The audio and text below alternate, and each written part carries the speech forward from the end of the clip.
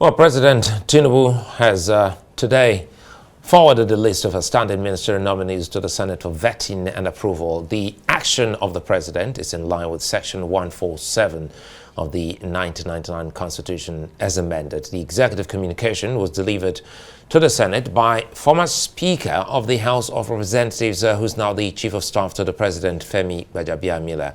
President of the Senate, Godswill Akpabio, unveiled the list of 19 ministerial nominees. Prominent on the list are 5 former governors: Adegboyega Oyetola from Osun State, Atiku Bagudu from Kebbi State, Simon Lalong of Plateau State, Bello Matawale of Zamfara State, and Ibrahim Gaidam of Yobe State. Also on the list are some former National Assembly members. These include Senator Heineken Lokobiri from Bayelsa State, Senator Aliu Sabi from Niger State, and former member of the House of Representatives, Zephaniah Desalo from the Federal Capital Territory, Abuja. It's important to note also that it is the first time an indigene of the FCT will be nominated for ministerial appointment. Request for confirmation of ministerial nominees. These are further what we're waiting for, the completion. In compliance with the provisions of Section 147, subsection 2 of the Constitution of the Federal Republic of Nigeria, 1999 as amended, and further to my earlier correspondence dated 27th day of July 2023, I am pleased to forward to you the underlisted 19 ministerial nominees for confirmation by the Senate. 19. Ahmed Tijani Kwazo, His Excellency Adegboyega Oyetola, His Excellency Atiku Bagudu, His Excellency Bello Matawale, His Excellency Ibrahim Gaidam, His Excellency Simon Bako Lalong, Lola Ade John, Prince Shuaibu Abola Ade John, Prince Shuaibu Abubakar Audu, Professor Tahir Maman, Senator Aliu Sabi Abdullahi, Senator Alkali Ahmed Said, Senator Heineken Lokobri, Oba Maigari Amadu, Zephaniah Desalo. Whilst I hope that the aforementioned nominees will receive the expeditious consideration and confirmation of the Senate, please accept, distinguished Senate President and distinguished senators, the assurances of my highest regards. Yours sincerely. This is signed by Asiwaju Bola Ahmed Tinubu, President, Commander-in-Chief, Armed Forces of the Federal Republic of Nigeria. Well, for more on this, I'm joined by someone who's conversant with the Senate.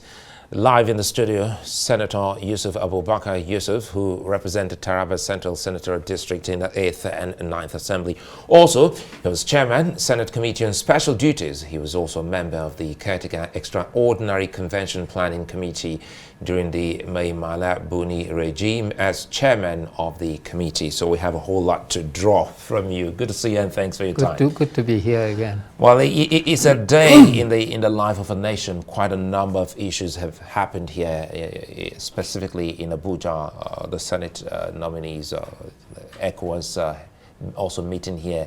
But again, let's start off with this, which you are very familiar with. For the first time, FCT is making the list. What does this quickly say about the president?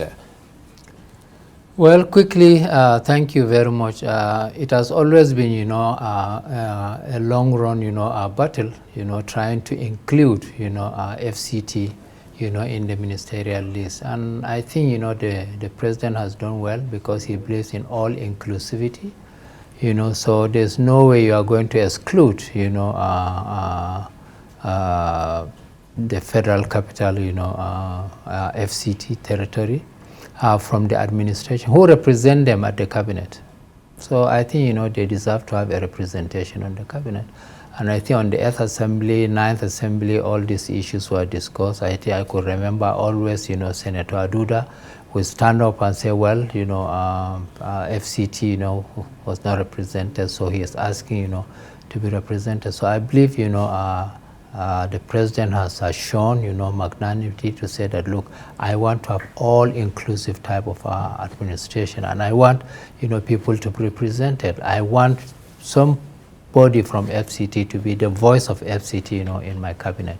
So I think to that effect, I think it has been effectively done. Well, it looks like, as some would say, a listening president who's listening, to the yearnings, aspirations and cries of many in times past. But again, one other area that many Nigerians will like some form of clarity, perhaps being once a senator, always a senator, is the list. If you look at the first list and the new list, you have loads of former governors. Well, you see, again, what Mr. President is saying, I want people who are experienced enough to come and work with me during this trying period of the nation, because it is a very, very difficult period that we are passing through. So we need, the understanding, and we need, the courage, because we have to have, courageous people. We need people who are brown. We don't need people who are green, in the administration, of this country. So Mr. President is saying that, look, come and work with me. You have done in your states. You have passed through 8 years in your state. Some had some years back, and therefore, it's a belief that, look, come and let us work together. And I think, they also have tap on the new governors that are in their own state. So they are bringing their own experiences, and they are also having, alliances with the new governors that are. So, like I've always said, we need to bridge up the gap between, the federal and the states, and this is the time to do that. So it is not just going to be a federal thing.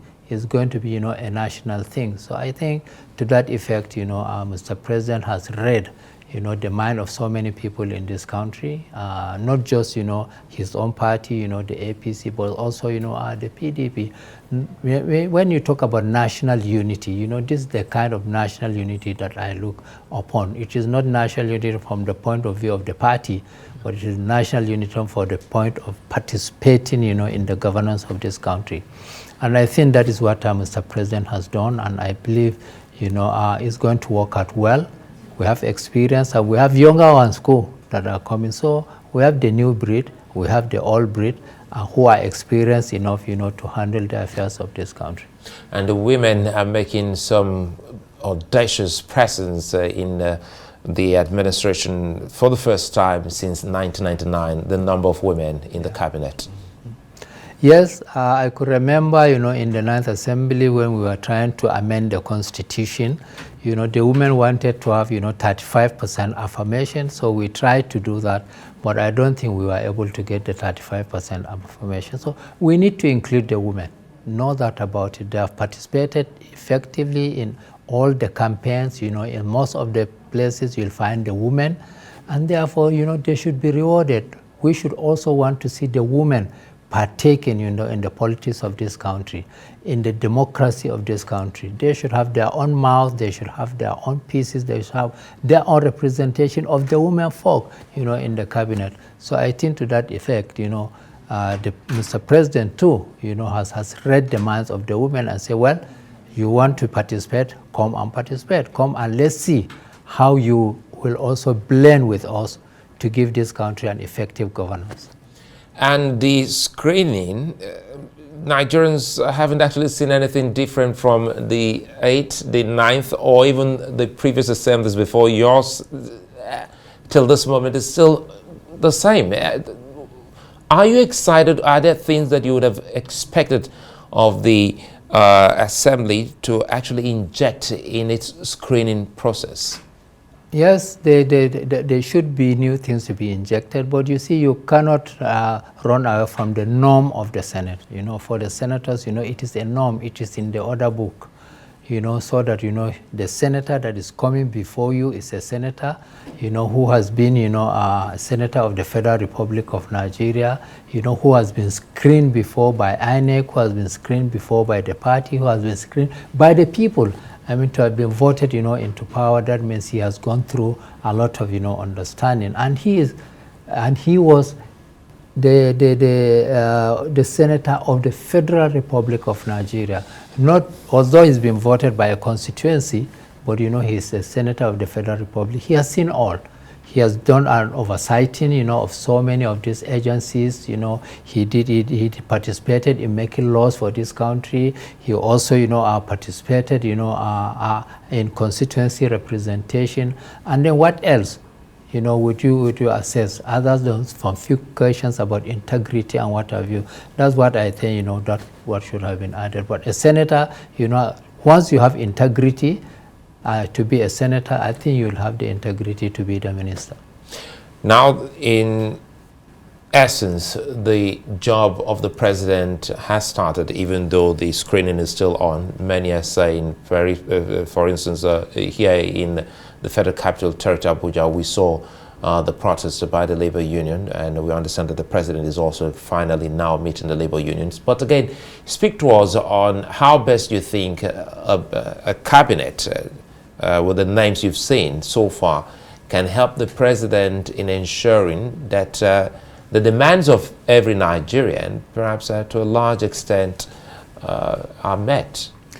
You see, the removal of fuel subsidy has taken a very, very long time. It would have been done long time ago. But you see, there was a lack of political will to do that, you know, in the past, and also, you know, the belief that we do not want to rock the boat. You see, if President Muhammad Buhari had removed the subsidy before the election, it would have been, you know, a very difficult time to do the election.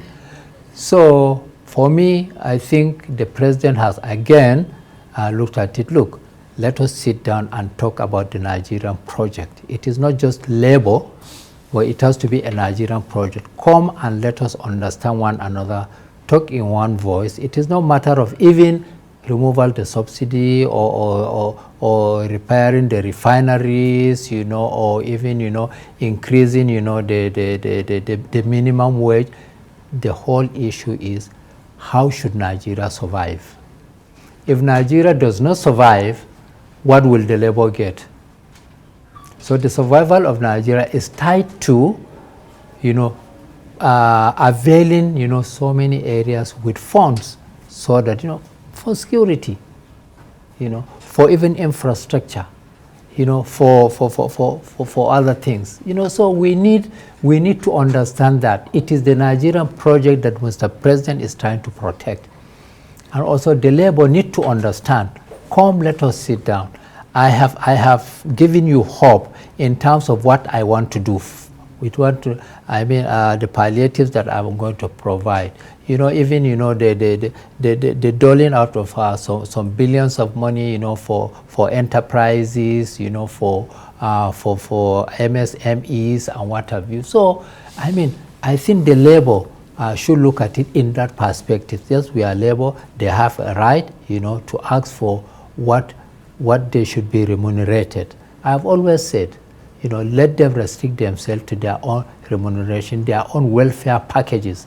But by the time you run away to say that you must build refineries, you must do this, you must do this. For me, you know, I think they have gone, you know, outside the realm of what they should talk about. If today they say, look, the minimum wage we want is 500,000 naira a month, they have a right to say so. Then let's sit down. Will the economy absorb that?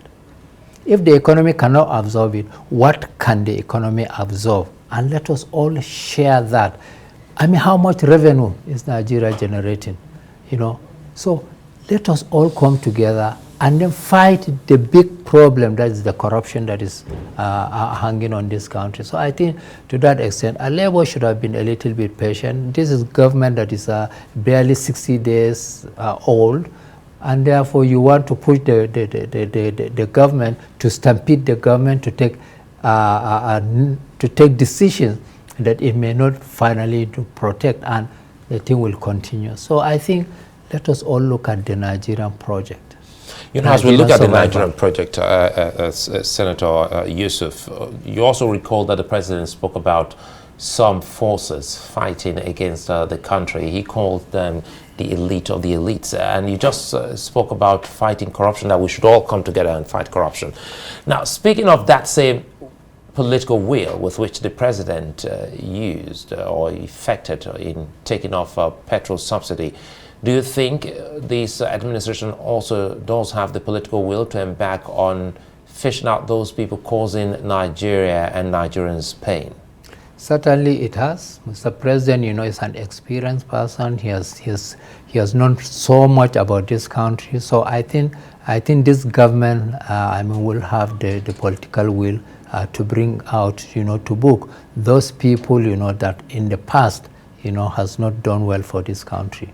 So I think, you know, no, you should. But remember, no single person can solve the problem of corruption in this country. It has to be holistic. It has to be, you know, a paradigm shift. It has to be change in me, you know, that we are talking about. So change in attitude. So it is not possible. So all of us must put our hands on deck to help the government, to assist the government. We as the citizens of this country, we have obligation under the Constitution also, you know, to come out and fight corruption in correlation with, in consultation with the government at the federal, at the state, and at the local government. So I think, you know, it is important that whoever is found wanting should be brought to book. This is democracy, and we are talking about rule of law. So people should not, you know, be seen to escape with those things that they have done in the past. Since Mr. President has said so, I am sure he did not say so on the basis of speculation. He must have his own data, he must have his own information, and certainly, you know, for us to move forward effectively, those people must be fished out. Now that you're here, I think it's a good time for us to ask some of the key concerns. You know, we'll talk about fighting corruption. Nigerians will also sometimes look at the National Assembly, and just recently your colleagues, they were talking about some certain amount of money, and everyone said, hey, wait a minute, how many billion did you just speak about? Now, how does it work for in the life of an average senator when we talk about the monies that a senator spends, or we talk about car for the senator at every 4 years? Give us a sense of what the life of an average Nigerian senator is. Well, again, I will have to make a comparison. What does a senator do?